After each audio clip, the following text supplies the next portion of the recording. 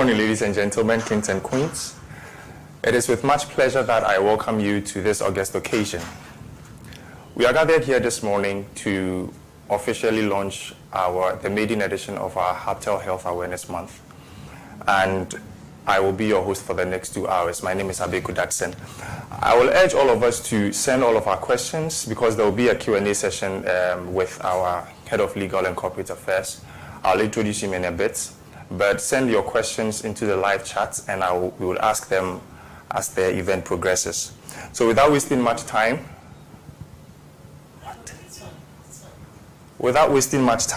I will call upon our Head of Corporate and Legal Affairs, Cornelius Rulof O2, to give us his opening remarks and also help us officially launch the Hubtel Health Awareness Month.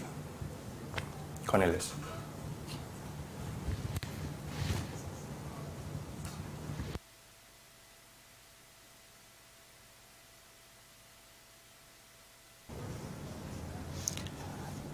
Hello and good morning, and welcome to the month of August, which going forward will be known as the Hubtel Health Awareness Month.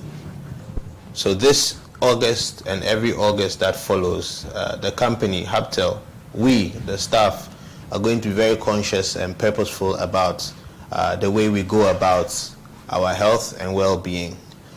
Even though we have a dedicated month of August, we are very, very committed, and we hope that everybody will be as well, to live a healthier and more fulfilled life.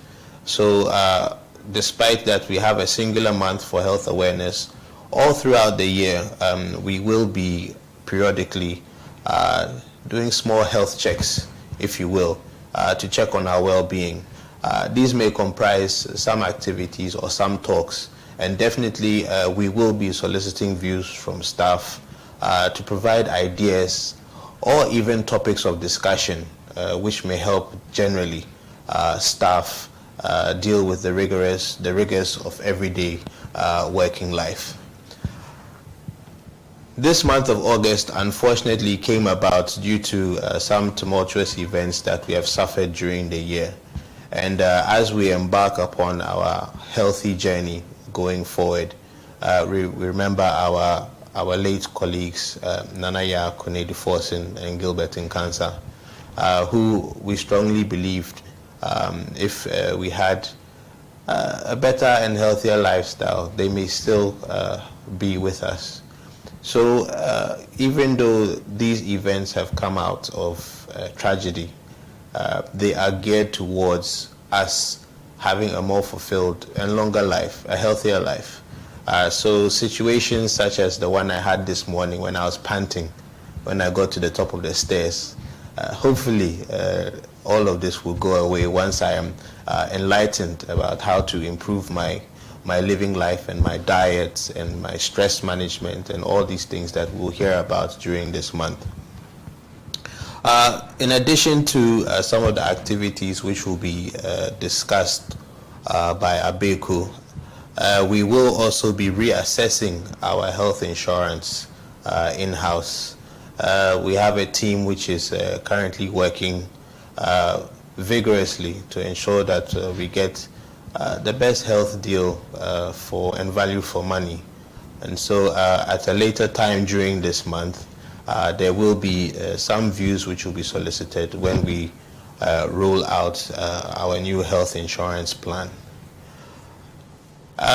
If there are any questions that you may have in relation to this health month and the activities which Abeku will speak about, there will be opportunity for us to do so. But in doing so, we must be mindful at the time, because at 10 o'clock we have our very first health talk with Dr. Natogma, who is already in the house. And so that is something to definitely look forward to when she discusses mental health and stress management with us. So on behalf of Hubtel management and on behalf of all of you, because this is our collective As You Will Baby, I would like to officially launch the first annual Hubtel Health Awareness Month. Just before I go, I would like to please ask everybody to participate as fully as possible in the programs which may be described as optional. Due to the sensitivity of our health, some of the activities have been indicated as being mandatory.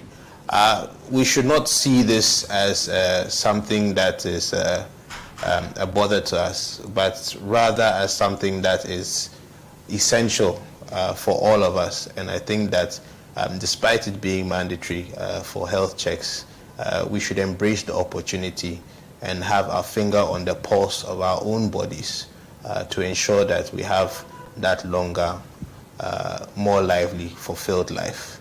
And so thank you very much. And I think on behalf of management, as I said, the Health Awareness Month of Hubtel, first edition, is duly launched.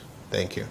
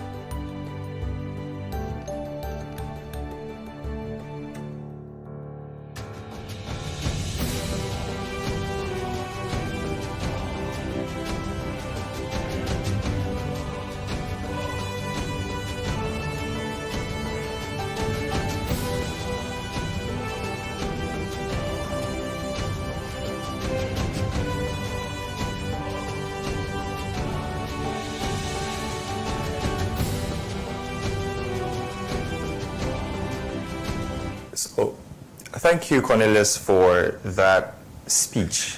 I'm sure that we are all very much well prepared, and now we are going to be a lot more conscious about our health, and so we would participate in this month. So, I'm going to run us through quickly the activities outlined for the month. We have a few things lined up, as Cornelius touched on in his presentation. So as mentioned earlier, this month of August and every August that follows has been declared the Hubtel Health Awareness Month. There will be various activities undertaken during the month, and I'm going to run us through quickly. So the first activity, which is the launch and the health talk, which will follow right after this launch, is happening today and right here. It would be followed by a health screening next week on August 19th. Right here and this particular outline is for our Accra and Tema offices, and so please do take note.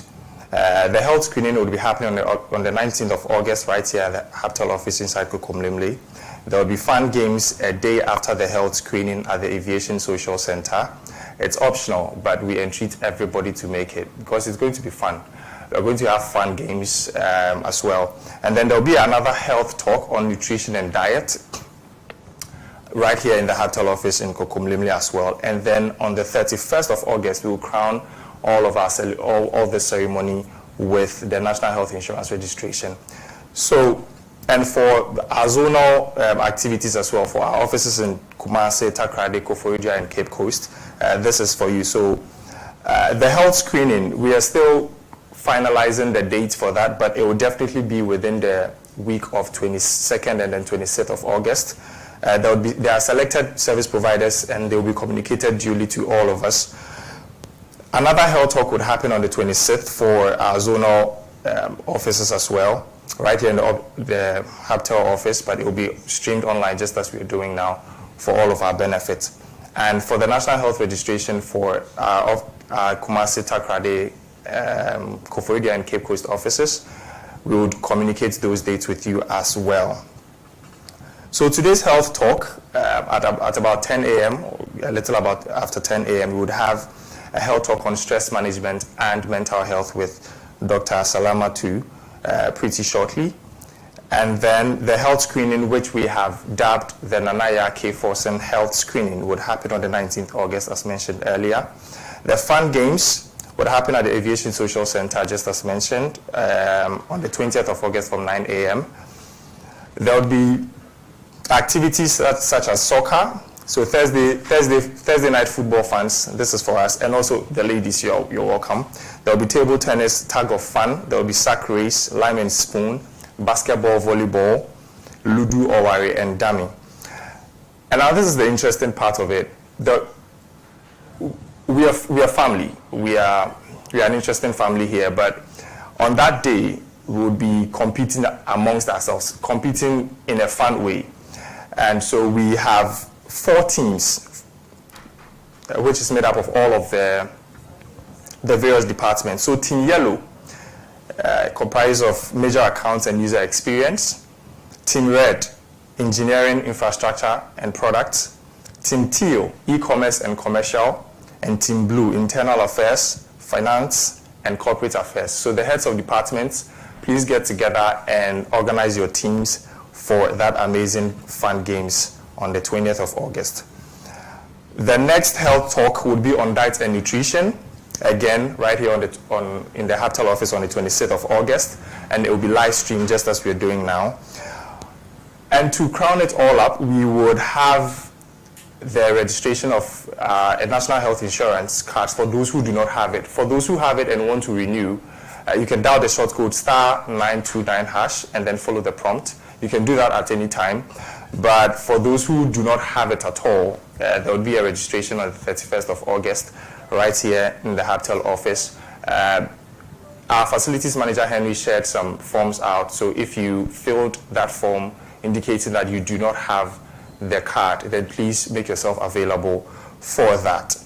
So we still do not have, we are waiting for questions.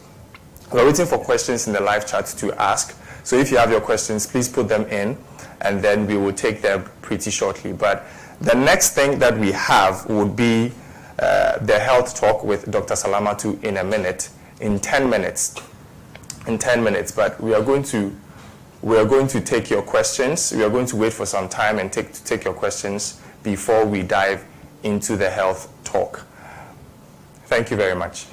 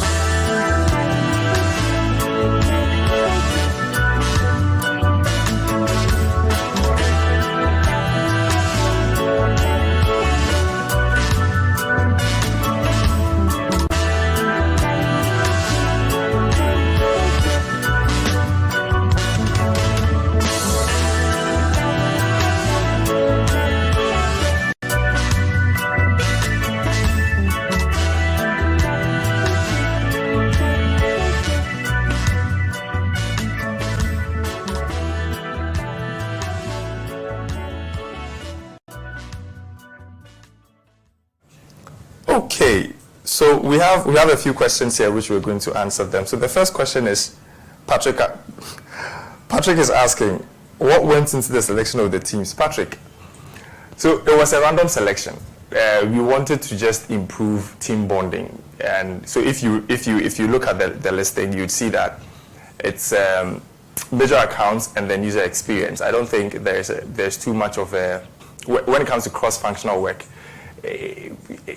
between the two departments, that doesn't happen a lot. So we just did a random selection. There was no special criteria in doing that. The next question. But Patrick, I also want to add that there's one team which you've excluded, which needs to be adopted. That's team executive management. Alex and Ernest have no team. So if any of the teams want to adopt Alex and Ernest, please let us know in the chat immediately, and we'll push them into your team so that they can provide additional input. Rightly so. Thank you. The next question, who are the judges for the games? Cornelius, would you take this? So the judges for the games have not been pre-selected. We would like people to opt on Microsoft Teams to be the judges in charge of some of the games. This does not mean that the judges will not be participating in the games themselves. The organization will be very, very flexible. And so judges will not be judges in the games that they are judges of, but they will be judges in other games. And so please, if you have seen any activity which you would like to coordinate, please do let us know. If the names are not sufficient, we will dip into the Hubtel staff pot and select some judges. Okay, thank you. I think we have some people claiming Alex and Ernest already. Patrick says that Alex and Ernest are in Team Red. Joshua says that Team Infra loves you, Alex and team. Someone also says that they are welcome to Team Yellow. Patrick again says that Alex is the chief product officer already. Interesting. So it looks like Alex and Ernest, you're already in Team Red. So please, we've officially added you to Team Red by popular vote. Let me hasten to add that we will share the schedule of the games. So what team is playing what team? There'll be random balloting on the day. The schedule is already drawn. For the purposes of structure, but on the day of the games, we would have random balloting to decide who is playing who. So for the soccer, let me just give a brief of what's going to. So for the soccer, it's going to be an all-play-all, a league format. It's not going to be tournament, so that every team gets to play out, so that nobody will come and say that, oh, I didn't play you, that's why we didn't score. If I had played you, we would have scored. You know, it's going to be all-play-all.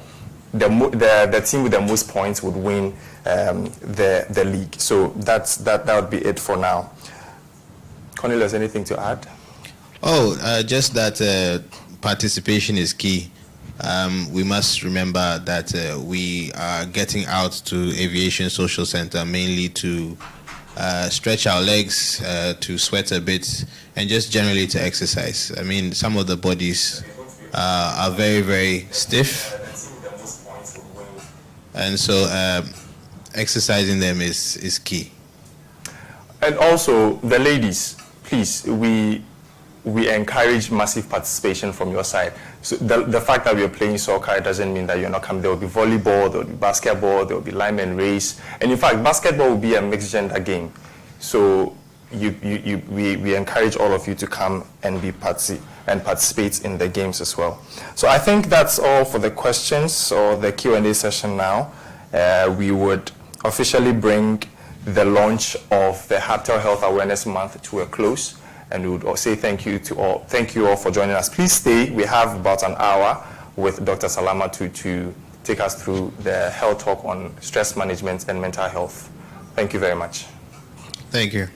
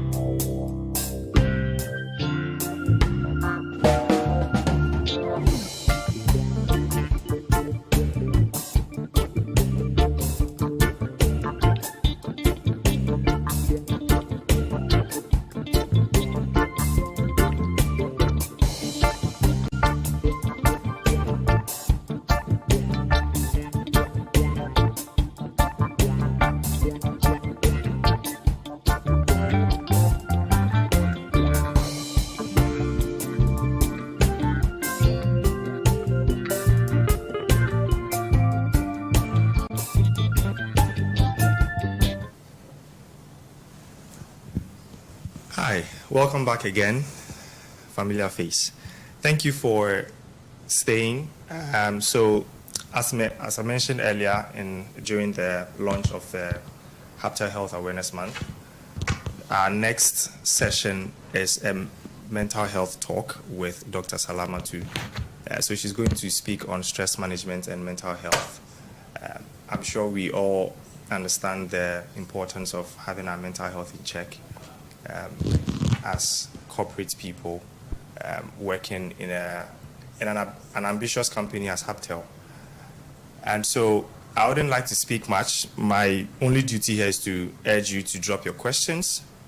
There are so many things she's going to share with us, very, very important things that would help us in managing our stress and having a good mental health management in general. So please listen attentively, drop your questions, and once she's done, I'll come back, take the questions, and she would help us answer them. Thank you. So over to you, Dr. Salamatu. Thank you very much. And good morning to everyone, and thank you for having me to speak to you during this Health Awareness Month.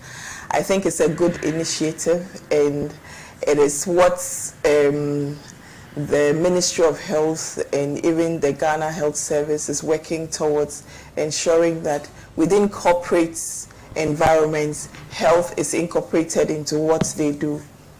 So today I will talk on stress management and the health maintenance, taking into account that health maintenance actually involves also looking at your mental health. So we'll talk around what we should be doing to our health or what we should be doing to ourselves. And really, I think that it's a very important thing for us to look at what stress does to our bodies and how we cope with them. I think during the launch, as I sat here and I heard about the issue of how you had lost some staff, it comes to mind from where I sit every day, looking at data of how many people nowadays have non-communicable diseases. And non-communicable diseases are mainly diseases that are like hypertension, diabetes, cancers. And also even into our hospitals, how many people are brought in dead, and they are all stories of sudden death. So it's really important for us to look at it. So stress is actually a major part of our everyday life, and we all get stressed every day for one reason or the other. There are various reasons why we get stressed. Every day we take difficult decisions. We have to take difficult decisions. Do we have to do this? It can be as basic as even choosing what food you want to eat in a day. You can actually give you something. In fact, good things in life actually bring us stress, some amount of stress as well. City dwelling is one of the aspects that actually brings a lot of stress. I'm sure there are a lot of people or a lot of us who probably need to leave our homes very early in the morning. We're getting late because we have to deal with traffic. We have to deal with dropping children off. We have to deal with all sorts of complications with living in the city. And all these things bring stress to us. And we have issues of family life cycles. We all have different family life cycles. There are some of us who are single, who are probably still trying to woo a woman or trying to impress a man. There are some people who are very young families that you have to deal with, children who you have to breastfeed throughout the night or who never sleep, or you have to take children to school. Or there are even some of us who are still even living at home with parents who are aged. And because of that, you have to deal with also caregiving and taking care of the demands of your work and all that. So life cycles and the things it brings to bear actually puts a lot of stress on that. We will talk about our health maintenance later. But the good news is that actually stress is normal and is common. And it's not a bad thing to be stressed. Stress and anxiety are actually protective things. Life would have been very boring if there was nothing to put you on your toes, or there was nothing to help you to take urgent decisions. And we call something the fight and the flight response. So as we sat in this room, or we sit in this room, if something dangerous happened, you need some amount of stress to be able to take the decision to flee or to get out of this place. So to a large extent, stress is not bad. But what is actually stress? If we look at what is really stress, so stress actually is a collective response of our body. It's physiological. You have a physiological aspect of it. That is that aspect that all of a sudden puts a lot of energy into your muscles to leap.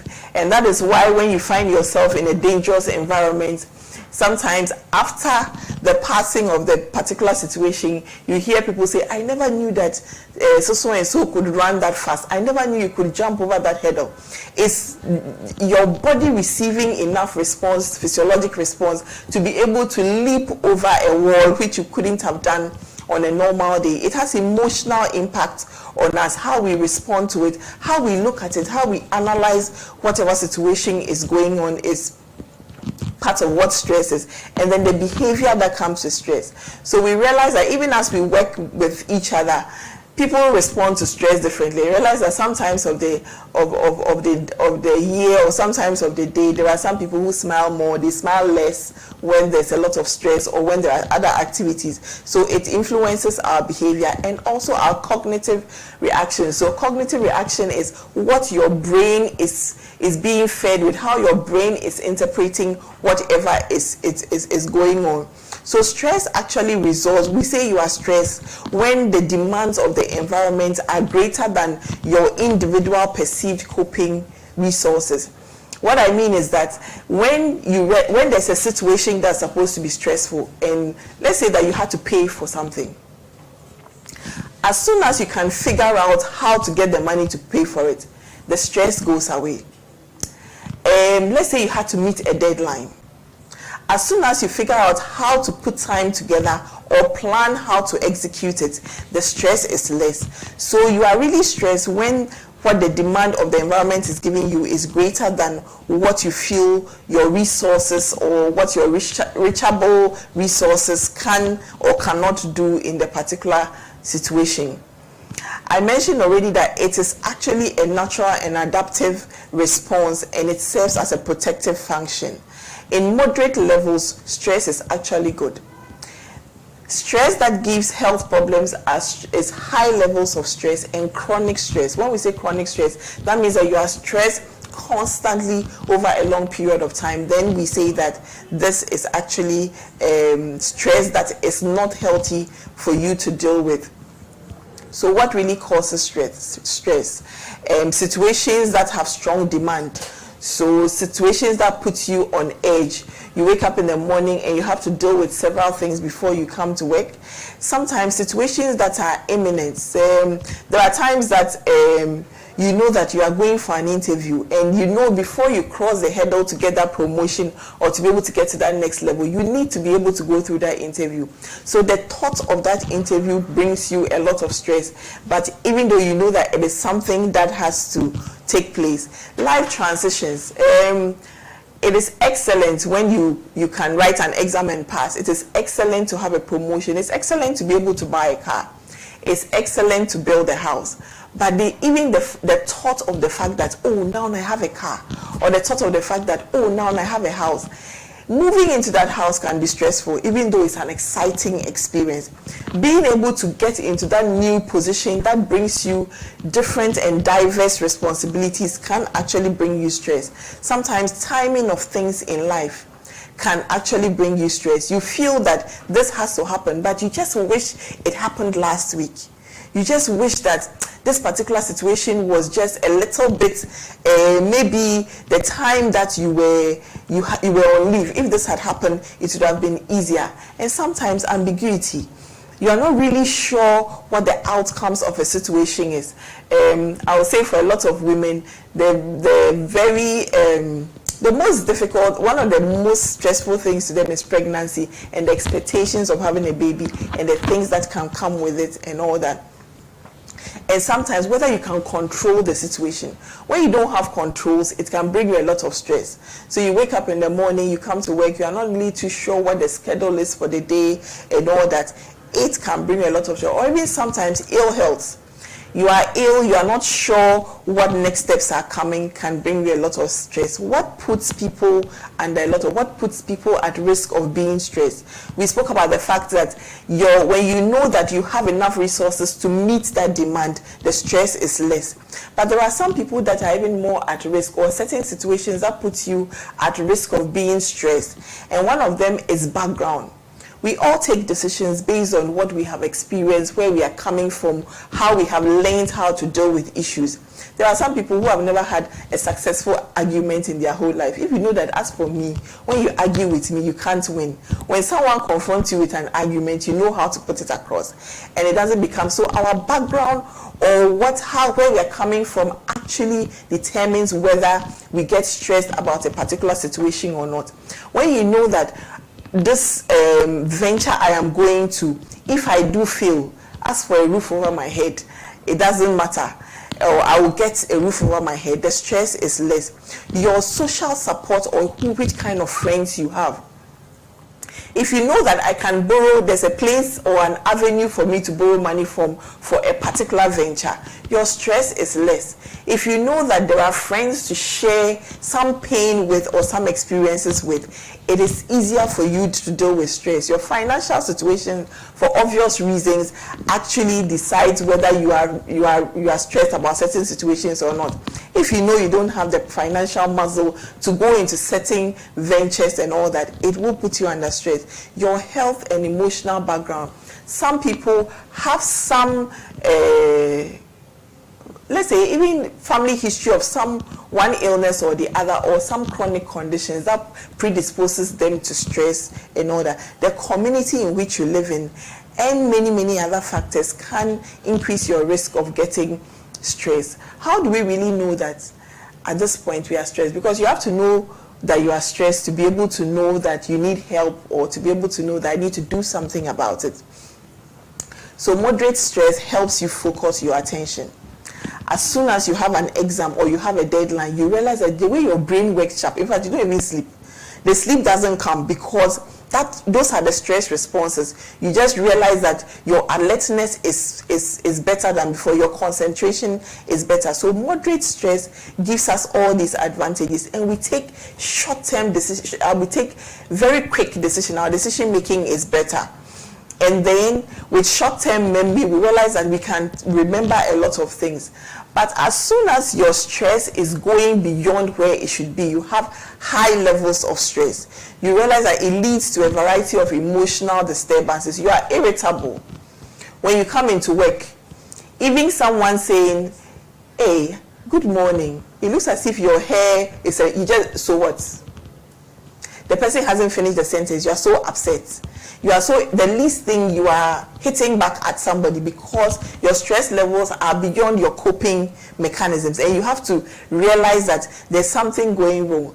I tell people that if you realize that you are someone who never gets road traffic accidents, and within a very short period, yesterday you scratch somebody's car, tomorrow you nearly hit someone down, the following day this happens, you are stressed. Your alertness is really gone down because it's daily things that make us realize whether we are coping with stress well or not. For the females, you realize that for the past 1 week, any food you put on fire gets burnt. Everybody in your house is beginning to say that, why are you so angry? Why are you so angry? You really need to look at your stress level, and you realize that your anxiety levels also comes up because you are really stressed. And when we talk about anxiety levels, how do we know that? As sometimes some people sweat excessively. You just realize that your heart keeps pumping as if they have put there's something that is dangerous that is standing behind you. Some people physically, they get headaches, they have chronic back aches, they can barely sleep at night. Then you know that your anxiety levels are high. A lot of times for our men, generally you realize that people have all these cardiac symptoms. That is the palpitations, your heart is beating very fast, you are feeling dizzy occasionally and all that. You realize that some people, you just realize that you get infections very easily. So you get respiratory cold. Some people, when they get cold, they know they are stressed because your immunity is low, so you are catching viruses everywhere. For a lot of our men, you realize that sexual dysfunction erection is a problem when you are stressed. So it's really important to realize what are the signs of me getting stressed. So when madam is complaining at home, or your woman is complaining, you really need to look at it. What is it that is causing all this? Some people have some issues with their with their GI system. That is, they have diarrhea, loose stools, they have abdominal upsets and all that for no reason, and there's no actually disease backing to it, but it's because of stress and chronic backache for a lot of people. How do we manage the stress that we are going through? Because stress, as we see, is part of life and is going to come anyway. So how do we manage stress? Physical activity, that is exercise, is really important. I realize that at least for those in this office, every morning you get a chance to go up the staircase and you get to burn some calories, because when I came up the staircase, I realized that I was probably having a little bit of a distress. So, and how much is enough exercise? We will talk about that in a minute. How much is enough? But we really need to be able to add physical activity to our lifestyle. Healthy eating is really important for us to be able to ensure that we are managing our stress. And I heard also that as part of your plan, you'll be going through some nutrition talks as well, which will deliberate more on a lot of healthy eating and everything. You have to sleep well. It is important that we get at least 6 to 8 hours sleep every day. That sounds exaggerated, because as I speak, I don't know the last time I had those number of hours of sleep. However, I think the most important thing is to feel rested when you have gone through your sleep cycle. So when you have been able to sleep at night, you should wake up in the morning and feel alive, not feel tired and fatigued. So it's important to have adequate sleep. And you have to have relaxation and mindful and meditation from time to time. It is really important. Some organizations nowadays have a time of laughter every day. So laughter is good medicine. So just having 2 minutes during the day, so maybe you can say at 12 o'clock, everybody should just put their laptops off and just laugh for a minute. So we just laugh. You know, sometimes you can laugh because someone's laughter is funny.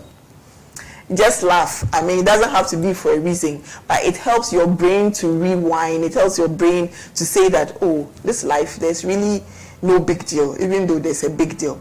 So if we talk about the prescription of stress management, exercise has to be adequate. So we need to be able to have at least 3 to 5 sessions of exercise every day, which comes to a total of at least 150 minutes of exercise in a week. And it's important, as I walked in here, I also realized that your staff strength are very young. So doing high level intensity exercise may not be a problem. Sometimes when I speak to older people, I say you really have to watch how much you do. It has to be actually moderate. By moderate to high level intensity exercise for a total of 150 minutes in a week is really important. You need to be able to, and this has to be regular. I have to mention this. Sometimes people do binge exercising. So people wait, and on Sundays they are keep fit day. So Sunday they go and do all that 150 minutes. They could do it on Sunday, and after they finish that one, even then amount of kinky that is consumed, or the amount of kebab or alcohol, it just spoils everything. So it's really important for you to realize that the body responds to consistency and regular exercise, not at once. So it has to be divided in sessions. So that's why we said it has to be 3 to 5 sessions in a week. And healthy diet, when I mentioned earlier on, sometimes you want to ask yourself, what is a healthy diet? I'll just talk briefly because I know you people will have the talk on it. When you take a plate of food, how do I know that this is my plate of food? I have a balanced diet. Half of the plate should be vegetables, quarter should be protein, and quarter should be carbohydrates. Sometimes we overdo the carbohydrates. And I always say that when I sit in the consulting room and I tell someone, I think you have developed diabetes or hypertension, and they said, it is not my portion in Jesus' name. Well, it's okay. But sometimes the food we eat is not our portion. And we have to look at our portions. And the nutritionist, I'm sure, will take you through it. But the nutritionist will say your portions are in your hands. So you have to look at how much portions of carbohydrates, how much portions of vegetables and proteins you eat. Just to simplify it in a plate, ensure that half is vegetables, then quarter for carb and the rest. And then your 8 hours of sleep is very important. We need to be able to reframe situations that happen. And when I say reframe situations that happen, there's a difference between saying that a glass is half full and saying a glass is half empty. If you can look at situations and look at it as half full, your brain perceives it as a more positive response and is better for your mental health and your ability to be able to cope with a particular stressful situation. So if you realize that when you move, the distance you travel at the end of the day, let's say the traffic and all that is giving you a lot of stress. If you can look at it in terms of the fact that, okay, this is time for me to do a particular thing. Some people use it to listen to their favorite radio programs and whilst they drive, and it takes the stress of the situation because you get a chance to do something. Some people decide that, okay, I stay in the office a little bit later, I get to accomplish certain things, and then when it's later, I take off when the traffic is less. It doesn't make the situation that stressful, but if you think about it in terms of, hey, again, every evening I have to start this journey, it makes it more difficult. And being able to ask yourself the and so what question. I spoke somewhere and I said, if you're able to say, okay, so I lost this money, and so what? Okay, so I didn't get the job, and so what? So this didn't happen to me, and so what? If you're able to ask yourself that and so what question and respond, it's not the end of the world.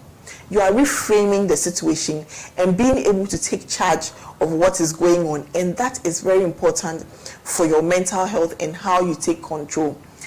And it brings us to what we call the 4 A's of stress management. You need to avoid certain situations. Sometimes you are sure that this particular person in the office, when he talks to me, unless of course you really need to talk to the person, he puts me under stress, avoid the person. There are some people, their stresses, they have the ability to get, so if you don't really need to avoid the person, you need to alter situations to suit yourself. I spoke about dealing with a traffic situation.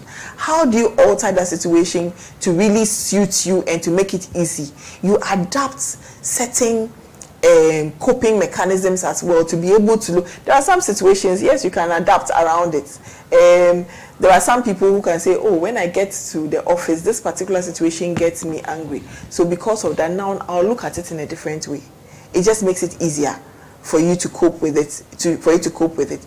You have a very difficult boss or something who is, the demands of the boss is really, really, really, really high. You need to be able to sit down and think about it and look at it. Is it just the boss who is the problem, or what can I do about myself? Because you need to adapt. Because you cannot leave the job, you cannot sack your boss. You can barely do anything about that boss. So the truth is, how do I adapt to make sure that this person gives me less stress? And sometimes you really need to accept situations. There is not being negative, but there are times that you really need to accept that this situation is something I can't do anything about. So if there's nothing you take away from this talk today, I want you to at least remember some winning numbers of health, okay? And that is 0. So 0 means that you don't smoke throughout your lifetime, and that 0, it can be at any point. So if you started smoking, you can stop at any point and your body regains itself back. 5 means, then the next one is 5, and that is 5 portions of fruits and vegetables every day. And I'll say that your portion is in your hand. So a portion is like this. So if they say fruits are good, and you take a whole pineapple and you chop it up and you eat everything, it's not your portion. In fact, your calories, you may be, and I always say that when they say what is the standard healthy diet, to a large extent as well, it also depends on the individual, because some people have risk factors for diseases others don't have. So when others are doing certain things, you don't attempt it. But ensure that what your portion is your portion. But 5 portions of fruits and vegetables each day is really important to keep you healthy. 10 is being able to meditate. Sometimes some of us, we talk too much. So you can talk the whole day. Even getting your brain time to just keep quiet and meditate for 10 minutes. Just think about life. It's important for your body to build up itself and also to improve your mental health. 30 is the next. So the 30 is your BMI. So your BMI is your weight over your height squared. So when you measure your weight and you square your height and you divide it, it shouldn't be more than 30 throughout your lifetime. We are all challenged every day with BMI. But anytime you get to 30 or above it, that means that you have to be more intentional about getting it down to below 30. And the last one is 150. That is 150 minutes of exercise daily, or exercise a week, to be able to ensure that your health or how you manage stress and your mental health is at its maximum. So the numbers are 0, 5, 10, 30, and 150. I'll just briefly talk about what do we do when we are looking at health maintenance. I've also heard that as part of this month you are doing screening. Sometimes it is important to ensure that screening is personalized. It's okay for us to have a general screening that everybody does the same thing. But it's also important that each person has their own risk factors. One person has diabetes in their family, the other doesn't have. One person has weight issues, the other person doesn't have. So yes, we can do the general ones, but there are screenings that has to be specific for the individuals. For our females, you see, women, it's interesting because at least they go to the hospital sometime in their life cycles. Especially if you are pregnant, you are forced to go to the hospital. But for our men, it's usually a danger because you can have a man, the only time they get to the hospital is when they fall down. They just keep moving. And it's important that we really look at it. We maintain our cars. You cannot say you have had your car for 10 years without going for servicing.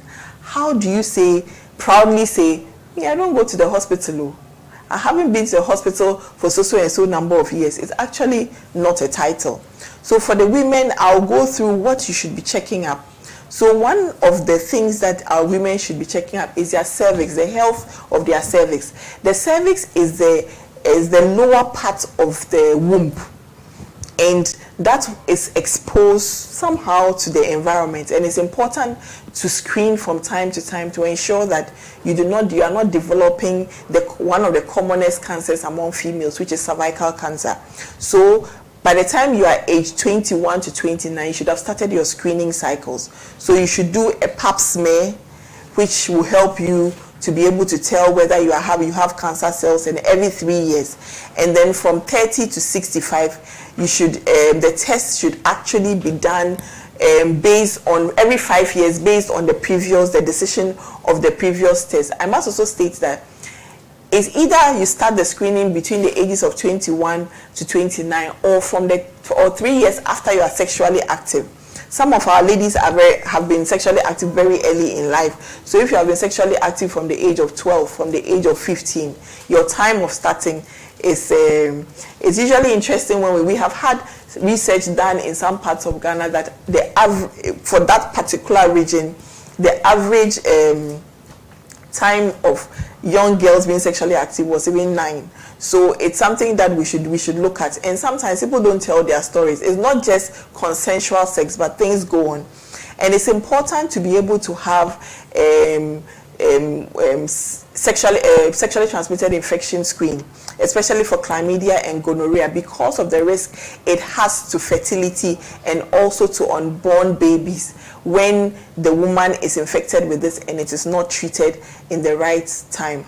And then regular breast exam. So you can have a self breast exam that you can do every month for yourself.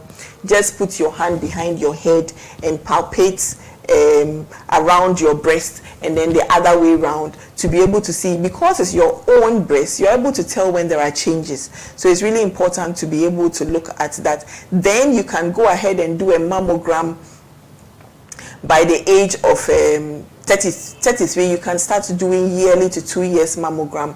some people may have a larger breast tissue than others. For those who have smaller breast tissue, even just going to the hospital to have an examination done yearly by a medical person or by a health personnel helps you detect lumps and changes in your breast early, so that we can do something about it. And for every cancer, the important thing is that early detection is very important. As a woman grows older, by the time you get to the age of 50, the other things that are important are to screen for colorectal cancer, which is something that the medical people will take you through, and to screen for bone density. Bone density, because women go through osteoporosis, it reduces their bone strength, and that means that increase the risk of them getting fractures. And when you have osteoporosis and you get a fracture, it really doesn't heal. Generally, everyone, at least in a year, unless you have other risk factors, should check for hypertension, diabetes, cholesterol, and also sometimes HIV status, which is really important because it's a high risk for a lot of other things. So it's really important for us to go through those screens at least yearly: hypertension, diabetes, cholesterol. Then the other ones are specifically depending on your risk. So, but the females as well will go through the breast and the cervical cancer. For our dear men who really do not go to the hospital their whole life, and it sometimes looks as if for men, alcohol is the medication for every disease, because they add aphrodisiacs to alcohol, and it seems to be the solution to every problem. So you are beginning to get headaches, alcohol. You are beginning to have problems in bed, alcohol. And at the end of the day, you realize that the alcohol is the one that causes the problem. When you go to our hospitals, you find out that more women come in for hypertension and diabetes. But when you look at our data, more men die of hypertension, the complications, because they come in when it's finished, when everything is at its end. So it is really important for us to catch our men. And that is why I applaud the management for this initiative, because our men, is as if the hospital has done something to them. But it is really important that for the men yearly, of course, check for hypertension, check for diabetes, check for cholesterol and all that. And then for the other things that are directly related to men, again, is colorectal cancer as you hit the age of 40, or prostate to a large extent. We start screening from the age of 50, but if you have a family history of prostate cancer, your father had prostate cancer, your uncle had prostate cancer, your brother, your senior brother and all that, by 45 you should be screening for prostate cancer to ensure that you do not have prostate cancer. And I always say that sometimes, even though we look at sexual dysfunction in men as an issue of, I have to go in for the next aphrodisiac. If I didn't go to a pharmacy, our community pharmacies, they will tell you that the best selling items are condom and Viagra, or sexual enhancing drugs, because of, I think, how we perceive male issues to a large extent. And it's really important that you really think about what happens when you start getting erectile dysfunction. Studies have it that for a lot of, you see, the male organ is a very responsible organ. So when it sees that you are not responsible, it takes responsibility. It starts showing you signs that, massa, change your lifestyle. And we know that people who have had sexual issues for a period of 5 years, eventually develop diabetes. So your body started giving you signs that things are not going well, things are not going well. But sometimes our choices of solving the problem is what is the situation. So it's important that when you start having such situation, visit a doctor, just say there's something wrong somewhere. And sometimes you may just realize that that is where we can catch the issue. And looking at your abdominal girth, which is very important in screening in men.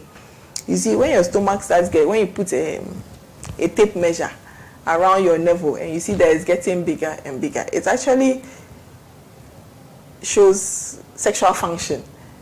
And sexual function shows your health status.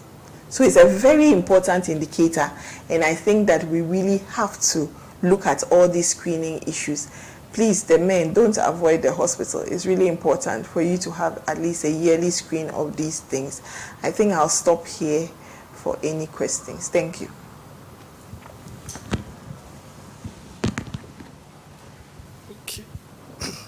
Thank you, Dr. Salamatu.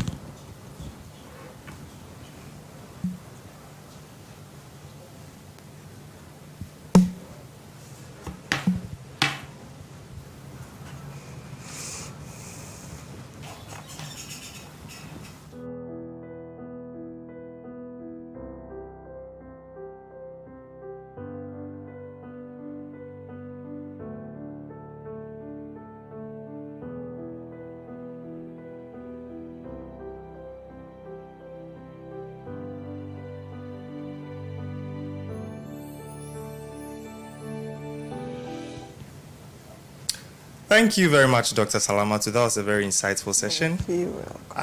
For a minute, I thought I had lost myself in an NLA office when you were mentioning the winning numbers. 0, 5, 1, 0, 3, 0, 1, 5, 0. So 0, 5 portions of food keeps you healthy. 10 minutes for meditation every day. And then your BMI, your body mass index, should be about 30. Throughout your life. And then 150 minutes of exercise a week. This is something we can all engage in. And so thank you. There are a few questions. I have some questions of my own, but we'll take some questions that came in on our live chat. So one of our managers is asking, he says, with our current work from home, how can a manager or colleague identify that another staff is going through stress, through excessive stress?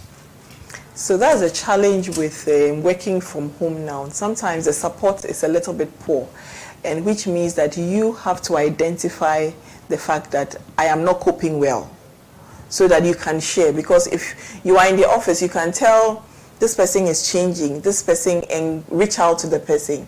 But in this case, the person has to be able to shout out. And that is why we went through the fact that you need to be able to identify what are the things that are the signs of excessive stress in yourself. So you are getting headaches, that you're taking paracetamol. In fact, for a lot of people, you probably have already taken anti-malaria. The next thing is that someone has told you have typhoid fever. You are treating all sorts of things. The headache is just not going. You have chronic backache. You are not sleeping well. Then you have to realize that you need some support to be able to go through this. So it is you have to have a self. Some organizations have a screening tool that people have to check and have to be honest about it, maybe every quarter, to be able to. It's more like just measuring your stress risk or your stress levels, so that they know whether they should reach out to you or not. Okay, someone also asked, at what point will you notice that you are excessively stressed in connection with your health? I think you mentioned a few pointers, but just...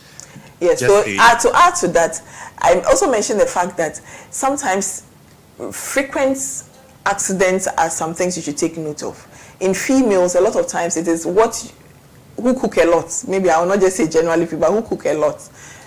People complain about your food. Today you put too much salt. Yesterday it was too much pepper. The following day you are burning your food. There's something that is unusual with how you used to do certain things as well. You should take care of. And with men, it's more of accidents. You realize a lot of men just get involved in a lot of accidents, and it's something that should bring your attention to the fact that you are extremely stressed. Okay. Doc, so, we have a gym in this office, right? But if you go there right now, maybe not now, but I can actually take a log for you, and then you see that very low participation. How do we encourage staff to use the gym? Exercise is a very difficult lifestyle change. In fact, lifestyle change in general is difficult because our body likes the negative lifestyle. Our body likes junk. Our body likes less stress to the body. I think sometimes, just like medical screening, if it doesn't become an organizational policy that you should bring in a report to say you have had a medical screen every year, people can go 10 years without having any checkups. And I think with these kind of health month, maybe we'll bring people back to the fact that we have to do something about it. If you want to do it as a competition, depending which department has the most number of minutes logged in for using the gym. I mean, of course, not just walking into the gym, but really doing something then maybe it's another way of making sure that the team is now working together to ask each other, did you do your 10 minutes today? You owe us 10 minutes. You owe us, just because it cannot be a force. That's the thing about improving life. Lifestyle change is very difficult to force it. Sometimes sickness forces it. When you go and they give you a diagnosis, all of a sudden you become alert. But on every day, it's actually putting in things that or within an organization to ensure that people actually just patronize the place. We might not be able to force people to change their lifestyle, but I'm sure we can force people to. We can force management to give us time of laughter, 5 minutes every day. We don't laugh. We don't laugh enough. We're almost always serious because we have a lot of things deadlines. Yes, we have deadlines to meet.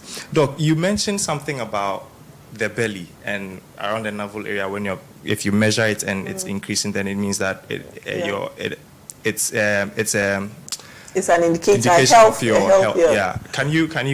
So for a lot of men, so just like the BMI, sometimes we use abdominal girth to be able to tell whether. And you see, sometimes it's really difficult to talk about abdominal girth as a standard because some people have larger bones and everything. So it depends on what your previous one was. So if you are increasing very quickly, so you checked last quarter or last month, and let's say that you had 30, and then now within the next month you have 32, 35, you know that you are getting fat deposition at the wrong place. And it's honestly, it's just less exercise is also an issue of we are eating the wrong things. Doc, so what does it? So if I have a little pot belly, as against someone who has some nice six pack, what does it mean for the both of us? Does it mean that the one with the small pot belly is healthier than the one with the six pack? What's exactly? No. The one with the six pack definitely has leaner fats. I don't like to put it in terms of healthy because the person may have leaner fats, but the person's BP may still be very high. But it is situational. So if as I monitor you, I realize that your abdominal girth is getting bigger, then it's a sign that there are some things you are not doing right. But it's very difficult to compare two people's health. Okay. Because it's very easy for me to say, you don't have hypertension, you don't have diabetes, but you have HIV. Okay, I don't want to say HIV is a disease that depending on whether the person is controlled, but of course, the person who has HIV has more risk of disease and this thing than someone who doesn't have in that sense. So it's really important. It's difficult to compare two people, but as the individual, that is what we look at. Doc, you mentioned earlier, you gave some symptoms of stress, cold, flu, neck pain. Is it also a yes? So that's why I say you can have chronic backache. So neck pain, yes, can be a sign of stress, especially in a lot of young people. For older people, we can have other diseases that come into play that we started checking for the person having other spinal issues and all that. But to a large extent, having neck pain, neck stiffness and all that are sometimes signs of stress, extreme stress. Stress and anxiety. There is stress, which you did mention that is common, and anxiety is also a productive thing. But there are high functioning anxiety. There are people living with high functioning anxiety. How do people like that manage their lives if they are living high functioning, and it's not just stress that dealing with something or taking care of a project or a deadline can just take away? How can one deal with such thing? So there are some people, yes, who have anxiety disorders. And there are various reasons that people get anxiety. Some people can get anxiety disorders because of post-traumatic issues. Some people can get anxiety disorders because of some experience or a near-death experience. Some people can get anxiety because they have been given a new diagnosis and they don't have enough explanation or they are not sure what the outcomes are. But anxiety that is due to stress that you can take away, of course, it's easier to deal with it. But this when anxiety is due to certain, sometimes people need therapy to be able to go through the phase. Some people need treatment to be able to go through the phase. So it depends on what level of anxiety really is. If it's not stress that you can solve the problem and it to go away, then you really have to look at getting help to be able to, so because not every anxiety disorder, you can't sort it out by yourself. Doc, do you have any advice on how to manage team stress or avoid team stress? So what can team members do to help others on their team to deal with stress? Yes, so the truth is, teamwork, or working in an organization or any working environment is not just about outcomes of what the goal of the organization is, but the individuals are really important. And as a team, you really need to get to know each other. Team building exercises like what you people are planning for this month is really important, because sometimes you don't get to talk to each other to get to know what personal issues people are dealing with. And to be able to get to know that, you have to get into environments that are not work environments. You can't ask me about my challenges in my relationship whilst we are sitting at the desk trying to meet a deadline.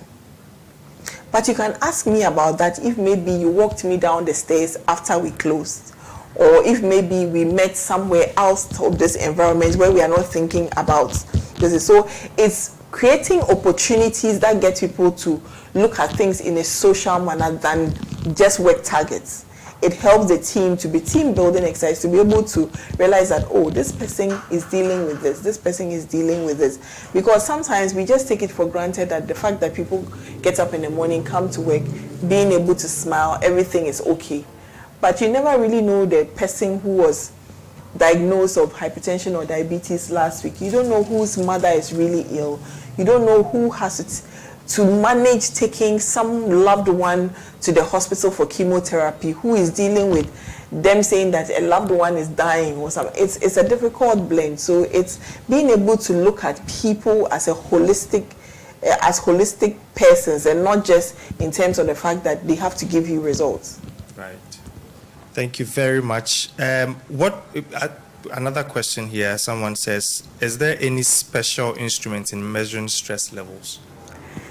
No, but there are screening tools.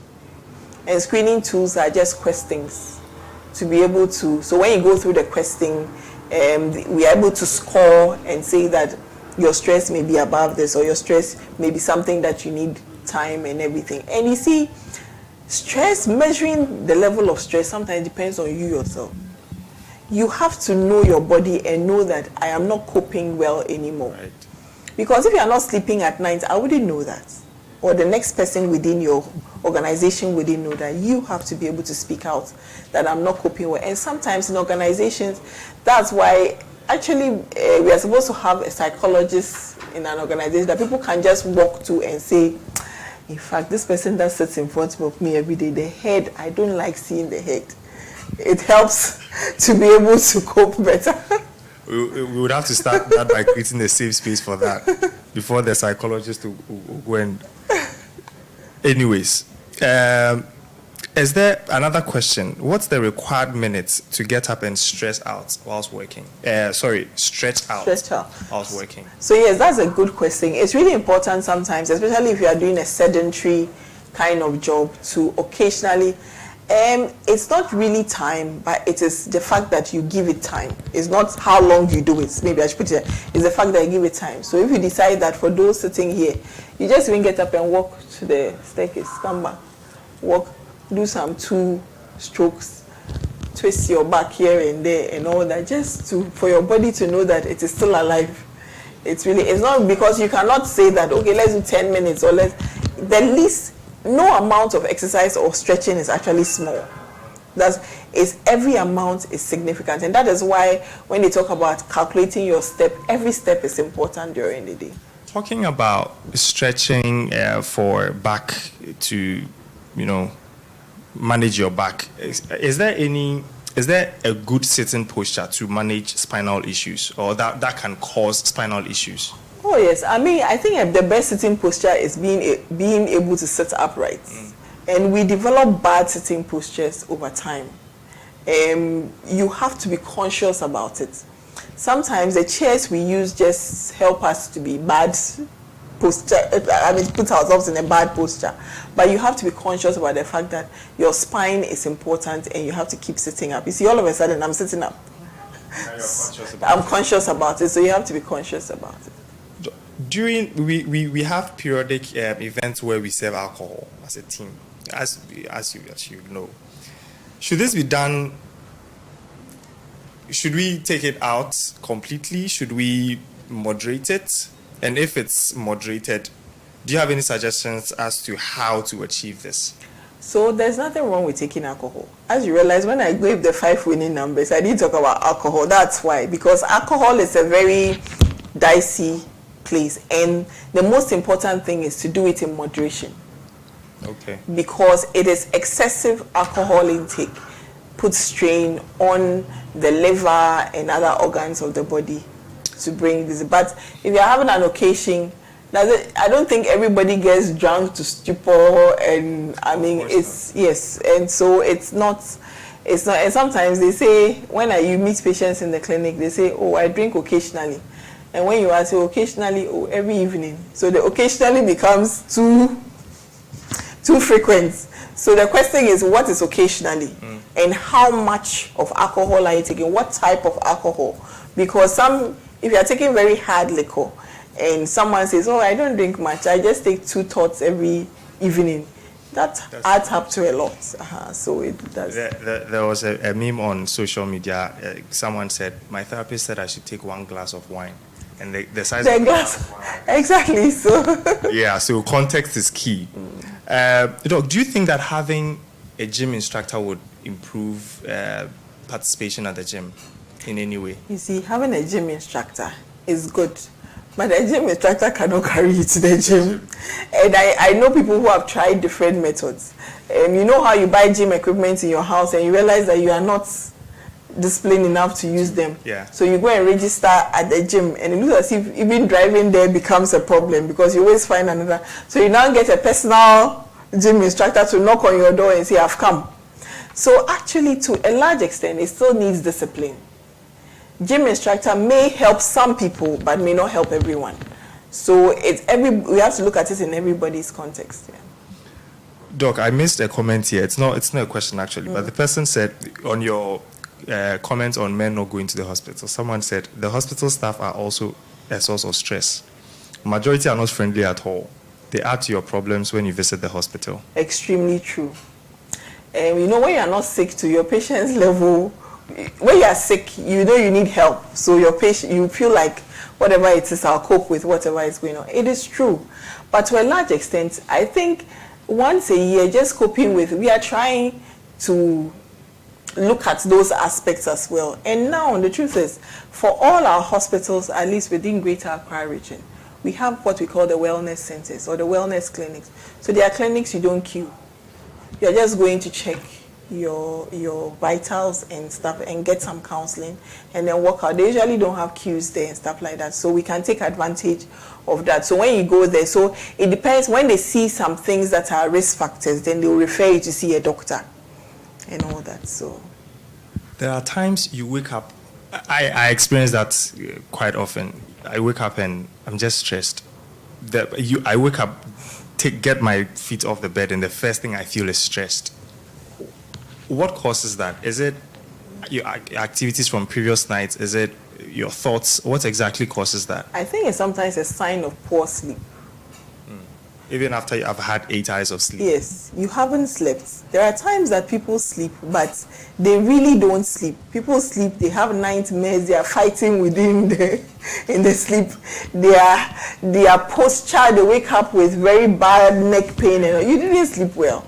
So sometimes too, it's a sign of poor sleep. And other times, it's a sign of, you see, we take the issues to sleep. So you have deadlines that you have not finished. You think you are sleeping, but you keep on having dreams that you are falling into a hole. You are falling into a hole. So you wake up intermittently. People have, some people have nocturia. That is, they urinate very often in the day. So anytime you wake up to urinate, it interrupts the sleep and the sleep cycle. So you wake up in the morning and you still don't feel rested. So what can one do in such situation? If you experience this quite often, what can you do? I think sometimes you just have to learn to know where your relaxation point is. When do I take a break? Which sometimes to a large extent is difficult to do, but it's important that we all look at when to take a break and what makes us relax. Different things make different people relax, so we have to be able to look at that. Thank you so much, Dr. Salamatu. Thank you. You're welcome. I think we have exhausted our questions. I was hoping we would have one or two more, but we've engaged Doc for almost an hour, 2 minutes to the top of the hour. And so thank you so much, Doc. And to everyone that joined us, this brings us to the end of our lunch and health talk with Dr. Salamatu, or Dr. Salamatu took us through stress management and health maintenance. Some of the pointers that I put down were the fact that your alertness goes down when you are stressed. So for the men, if you find yourself having road rage a lot, insulting people in traffic or nearly killing people, maybe you should park the car and start taking Uber or taxis. The 4 A's for avoiding stress or managing stress: avoid, alter, adapt, and accept. I hope that we all don't get to the acceptance stage, because sometimes the acceptance stage can be deadly. Yeah, so maybe we would learn to stick within the first two: avoidance and the alternate, and also the winning numbers of health. I won't go through it, otherwise we think we are in some little place. But 0, 5, 10, 30, 150. We will share the slides. Doc will share the slides with us, and everyone would have it for future reference as well. So thank you so much. Thank you so much, Doc, for joining us. And for everyone, Doc, we have one last question here, which I think is very important. Is it okay to use sleeping pills if you struggle with sleeping? Sleeping pills always have to be used on the instructions of a doctor. Okay. Because it's addictive. Okay. So you don't start unless there's really a need. The doctor assesses and feels that there's a need. There are sometimes you are put on short term, but there are other drugs that we use when we think we have to get you to sleep without using sleeping pills. So it's important to see a doctor when you get to that point. Thank you so much. Doc said that physical activities manage stress. To manage stress, so we should engage in exercise. So I'll use this opportunity to urge all of us to mark 20th of August on our calendars and join us at the Aviation Social Center for the fun games, help us reduce our stress. And also, our Thursday football nights isn't ending. We are not putting that on hold. It's still very much active. So if you need to get fit before the 20th, please come around, both men and women.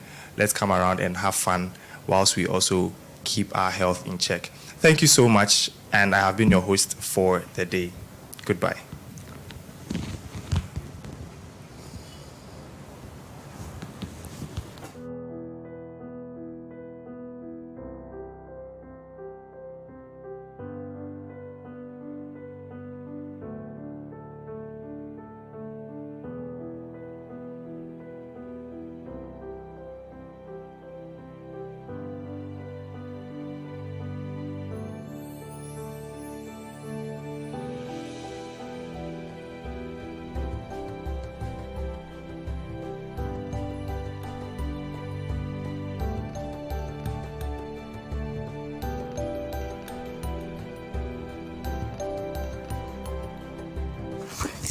Thank you once again, Dr. Salamatu. It's been a very, very insightful talk.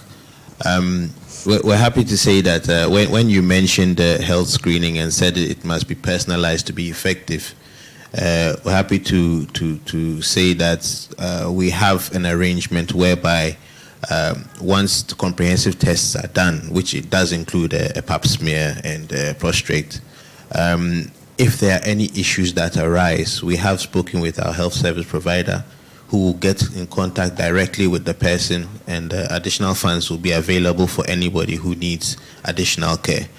So Hubtel is definitely looking out for our staff. I'd like to say a big thank you to management, to Alex and Ernest, for getting solidly behind this initiative to ensure that we are all healthy and happy. And I want to also thank our host for the day, Abeku, who has held the fort very nicely, and our production team, Sam and Pronto, and also assistance from our very own general management team, Henry, Claire. We thank you very, very much. And as you can see, we're off to a great start. So next up, we'll screen ourselves and then we'll have some fun. Have a productive day. Have a healthy weekend. and keep the alcohol in moderation. Thank you very much.